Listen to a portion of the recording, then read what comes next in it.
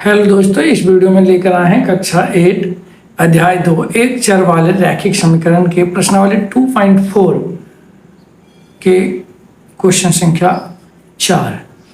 अगर इससे पहले के प्रश्न आप नहीं देखें तो आप हम जो इसके डिस्क्रिप्शन में लिंक दे देंगे, आप उसके प्रश्न संख्या 1, 2, 3 को देख सकते हैं वहाँ पे। और चलिए बिना देर के हुए प्रश्न संख्या 4 को देखते हैं क्या कह रहा है। प्रश्न संख्या 4 कह रहा है कि 2 अंकों वाली दी गई एक संख्या में एक अंक दूसरे का 3 गुना है। इसके अंकों के स्थान बदलकर प्राप्त संख्या को दी गई संख्या में जोड़ने पर 88 प्राप्त होता है, यानी 88 प्राप्त होता है। तो दी गई संख्या ज्ञात कीजिए। ठीक, तो क्या करना है, देखिए, माना 2 अंकों वाली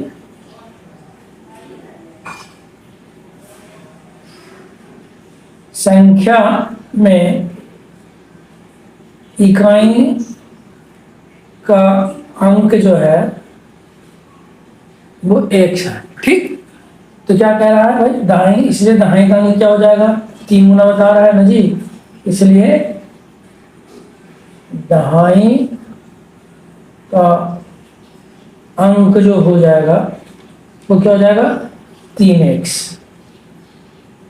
ठीक, तो कह रहा है ना 2 अंकों वाली में दी गई एक संख्या में एक अंक दूसरे अंक का 3 गुना, यानी एक x हो गया तो दूसरा 3x होगा, तथा दी गई संख्या क्या हो जाएगी,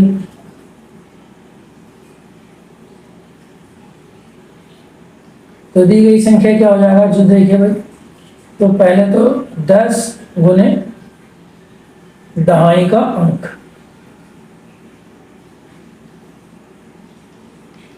अंक प्लस इकाई का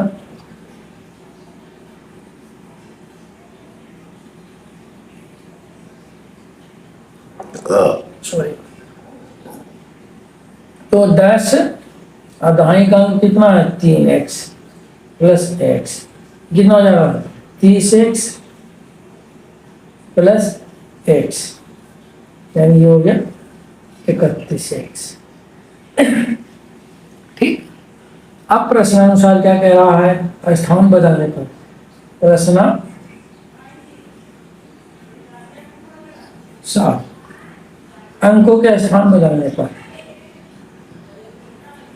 अंकों के स्थान बदलकर प्राप्त संख्या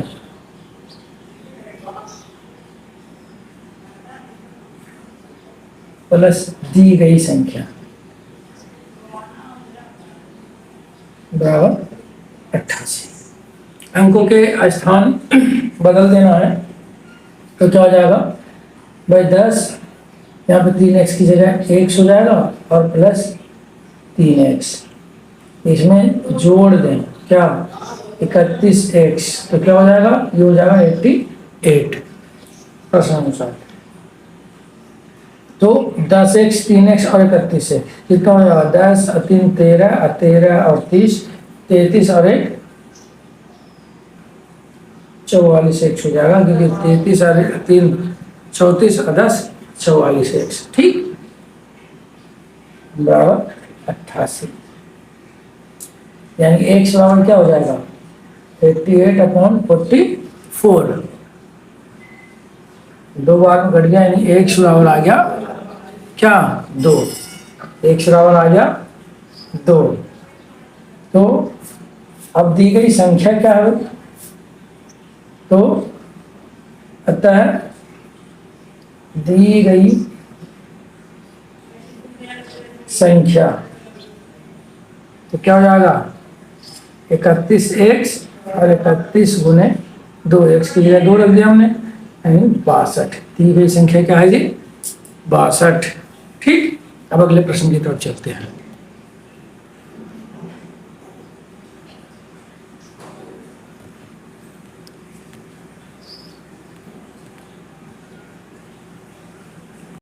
प्रश्न संख्या 5 क्या कह रहा है, जो देखिए आज का दूसरा और क्वेश्चन नंबर ऐसे जो है 5वां कह रहा है, शोभो की माँ की आयु सोबो की आयु की 6 गुनी है। 5 वर्ष बाद सोबो की आयु उसकी माँ की वर्तमान आयु की 1/3 हो जाएगी। उसकी आयु ज्ञात कीजिए। ठीक, यहाँ क्या लिखेंगे, जो देखिए, माना सोबो की वर्तमान आयु,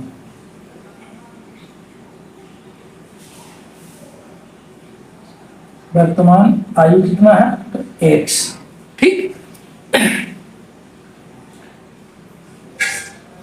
इसलिए सोबो की माई, इसलिए जो सोबो की माँ की वर्तमान आयु, माँ की वर्तमान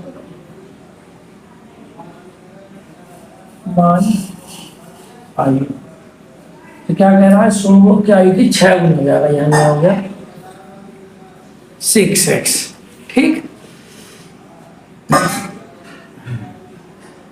प्रश्नानुसार क्या कह रहा है जी,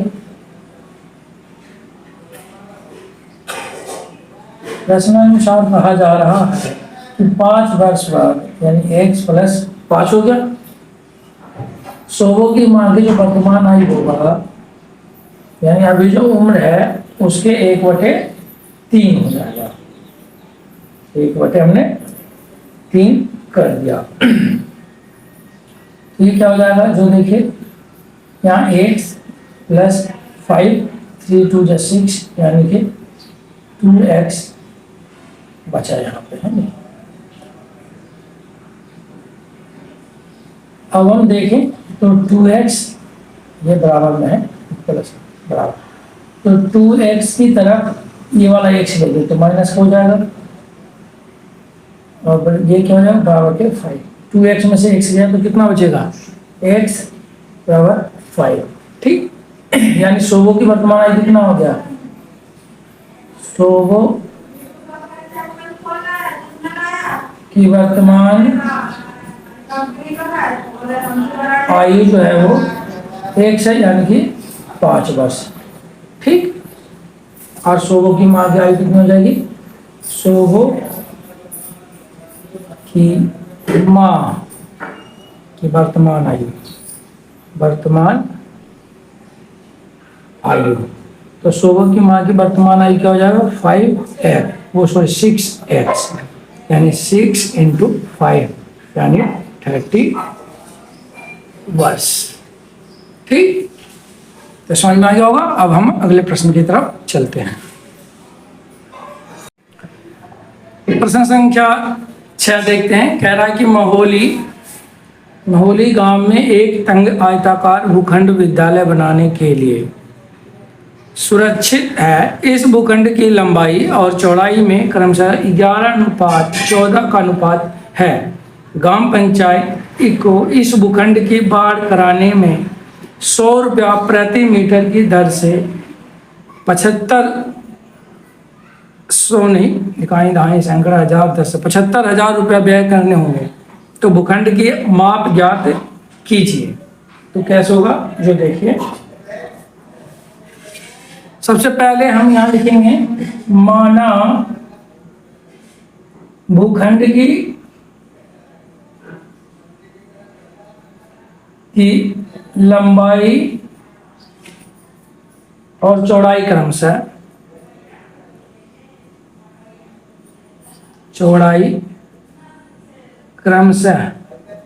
क्या है, 11:4 है, तो दोनों में x लगा देंगे, यानी 11x और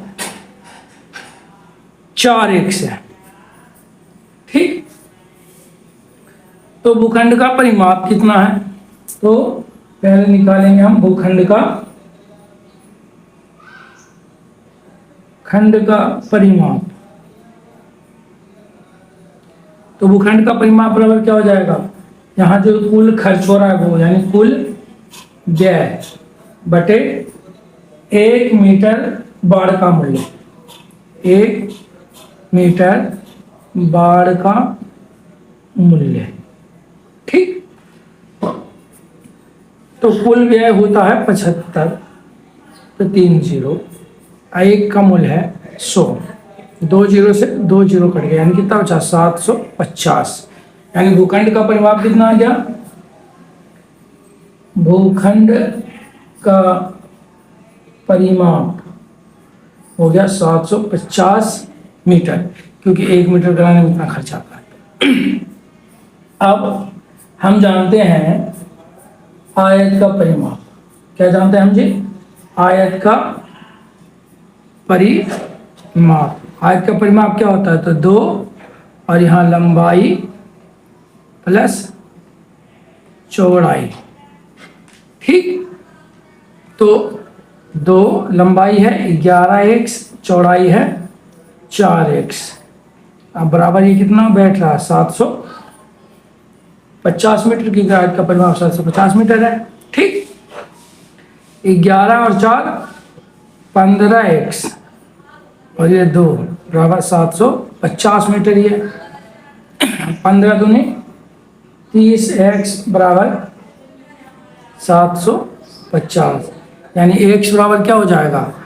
तो 750 बटे 30, 0 से 0 कट गया और 25 दिया 75 कट गया, यानी x बराबर कितना आ गया 25, है नहीं? यानी कि भूखंड की लंबाई कितनी हो गई? भूखंड की लंबाई, तो भूखंड की लंबाई कितनी है 11x, यानी 11 गुने 25। 11 25 में 11 से गुना करेंगे कितना हो जाएगा 25 25 5 7 2 200, यहाँ हो जाएगा 275 मीटर। भूखंड की लंबाई जो हो गया वो कितना हो गया 275 मीटर। अब चौड़ाई, भूखंड की चौड़ाई की बात करें तो वो कितना है 4x, यानी 4 गुने 25, यानी कितना हो गया 25 100 मीटर।